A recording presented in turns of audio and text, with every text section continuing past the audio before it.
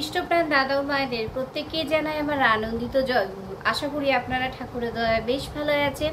আমিও ঠাকুরের দয়ায় বেশ ভালো আছি। প্রত্যেক দিন পরম প্রেমময় শ্রী শ্রী ঠাকুর অনুকূলচন্দ্রের বিভিন্ন গান, তারপরে বিভিন্ন গ্রন্থ থেকে বাণী পাঠ করি। তো সেই ভিডিওগুলো আপনাদের সত্যি খুব ভালো লাগছে। আপনারা সবাই কমেন্টস করছেন, শেয়ার করছেন, সবার কাছে পৌঁছে দিচ্ছেন। আজকেও বলবো ভিডিওটা স্কিপ না করে অবশ্যই একটু শুনবেন এবং ভিডিও শেষে আমি ব্যাখ্যাটা সঠিক করছি কিনা সেটা কিন্তু কমেন্টস করে অবশ্যই জানাবেন। তো আমি শুরু করি পরম প্রেমময় শ্রী শ্রী ঠাকুর অনুকূলচন্দ্রের নারী নীতি গ্রন্থ পাঠ ও তার ব্যাখ্যা। বিষয় স্বামীতে দেবভাব। স্বামীকে দেবতা বলিয়া মনে করিবে। ঠাকুর বলছেন স্বামীকে দেবতা বলিয়া মনে করিবে, আর দেবতা মানে তাহাই যাহা বা যিনি তোমার চক্ষুর সম্মুখে উজ্জ্বল হইয়া দাঁড়াইয়া মনকে উজ্জ্বল ও উৎফুল্ল করিয়া তুলিতেছেন। যেমন আমরা দেবতা যদি কাউকে মেনে থাকি তাহলে কীরকম হয়? তাহলে তেমনই হয়, আমাদের চোখের সম্মুখে মানে চোখের সামনে উজ্জ্বল হয়ে দাঁড়ায় এবং মনকে কি করে? মনকে উজ্জ্বলও করে এবং উৎফুল্লও করে।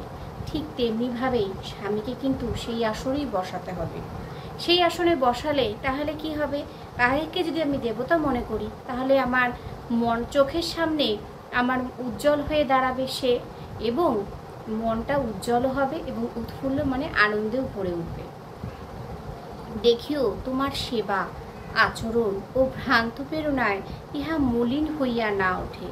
তোমার সেবা, তোমার আচরণ ভ্রান্ত প্রেরণায় মানে ভুল পথে গিয়ে যেন এটা মলিন হয়ে না ওঠে, কোনো মতে যেন মলিন হয়ে না ওঠে। তুমি তাহার জ্যোতি ও আনন্দের ইন্ধন হইও। তাকে তাহার কি হবে?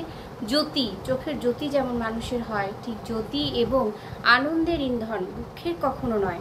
সবসময় তাকে আনন্দে হাসি খুশিতে রাখার চেষ্টা করতে হবে।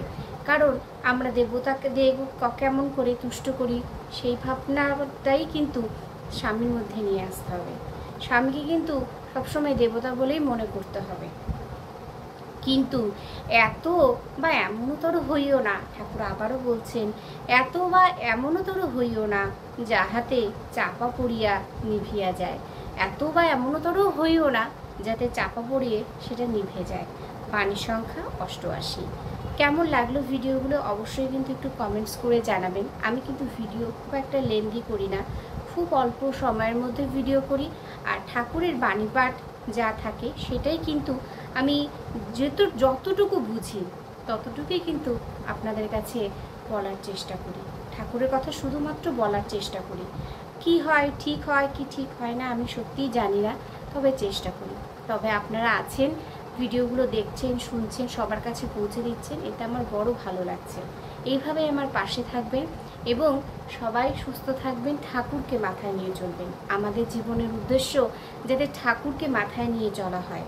ঠাকুর যা যা বলেছেন তা যদি আমরা সত্যি করতে পারি তাহলে কিন্তু সত্যি আমরা আনন্দে ভরে উঠতে পারবো, আমাদের জীবনটা আনন্দে ভরে উঠবে।